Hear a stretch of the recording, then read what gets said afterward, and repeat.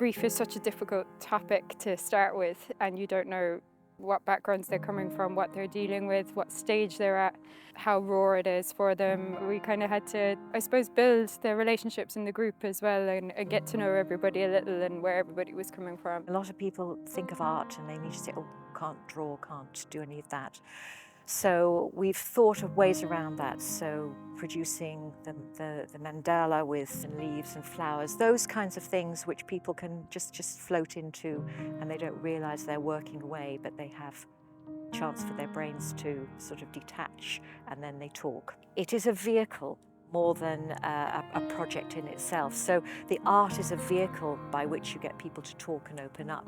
The first day I was thinking, oh my God, I'm in the wrong place.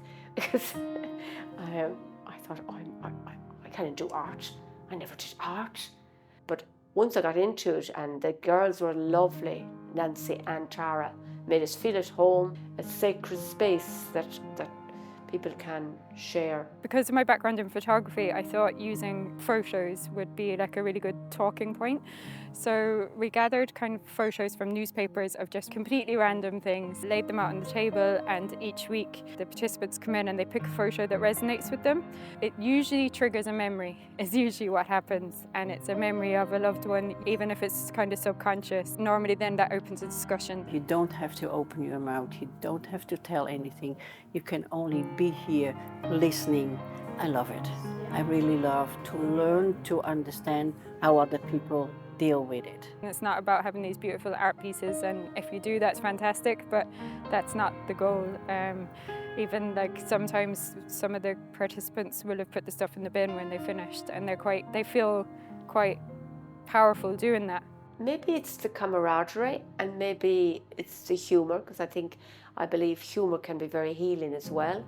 So over the weeks, people have opened up more and more of their story has evolved.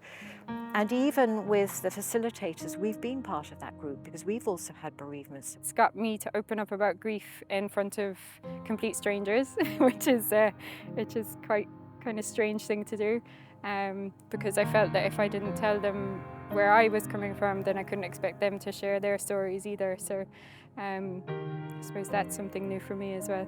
It's hugely powerful. You know, sometimes we think we have to keep a mask if everything is okay. No, if you show that things aren't perfect, you actually invite other people to share. And that's so powerful, but for your own healing and for the other person. The health service has realised that it's very important for people to be connected, to have opportunities for making meaning together.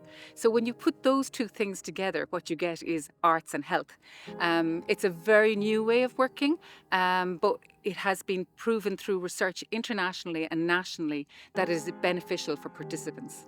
The Compassionate Culture Network is running very successfully in other parts of Ireland, but this was the first time it was going to be run in Kerry. It really has been like a kind of transformative project, if that makes sense. The first week, there was one lady that turned up, so to go from that to the group not wanting it to end is fantastic, definitely.